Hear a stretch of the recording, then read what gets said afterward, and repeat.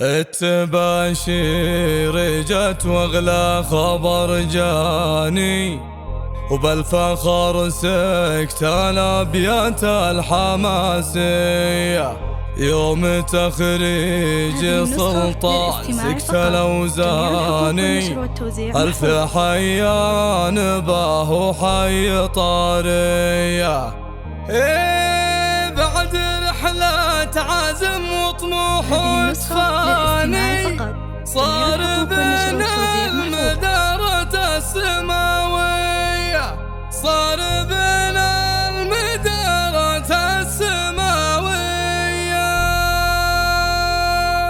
التباشير جت واغلى خبر جاني، بالفخر سكت الابيات الحماسية. يوم تخريج سلطان سكت الاوزاني، الف حيان باه حي طارية.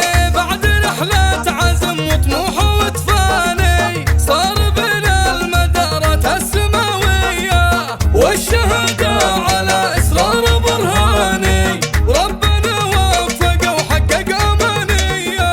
يا صوير اعزفي لعذب الالحاني، يوم تخريجها اللي بسط اعضايا. اشهد انه كفو مقدام متفاني، محزم اللي ظهر في ساحة الهاية. سلطان اللي يرجح كل ميزاني، الخصال الكريمة عنه مروية. والله اني بجهدك كاسب برهاني، وفيك يا سلطان انظم كل قافية. ويسلم ابوك قبلك طير حراني، سيرته بالفخر للناس مروية.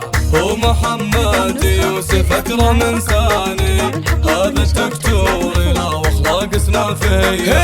من سلايلها للعليا مدى زماني، الرويلي مواقفهم بطولية. مجدهم مفخر للقاصي والداني، منبع الجود فالأرض السعودية. التباشير جت واغلى خبر جاني، بالفخر سكت الابيات الحماسية. يوم تخريج سلطان سكت الاوزاني، الف حيان باه حي طارية. بعد رحلة عزم وطموح وتفاني، صار بين المدارة السماوية، والشهادة على اسرار برهاني، وربنا وفق وحقق امانية. يا صوير اعزفي لعذب الالحاني، يوم تخريجها اللي بسط اعضايا. اشهد انه كفو مقدام متفاني، محزن اللي ظهر في ساحة الهاية. سلطان اللي يرجح كل ميزاني، الخصال الكريمة عنه مروية. والله اني بجهدك كاسب برهاني، وفيك يا سلطان انظم كل قافية. يسلم ابوك قبلك طير حراني، سيرته بالفخر للناس مروية. هو محمد يوسف أكرم إنساني، هذا الدكتور له وأخلاق سنافية. من سلايلها للعليا مدى زماني، الرويلي مواقفهم بطولية. مجدهم مفخر للقاصي والداني، منبع الجود فالأرض السعودية.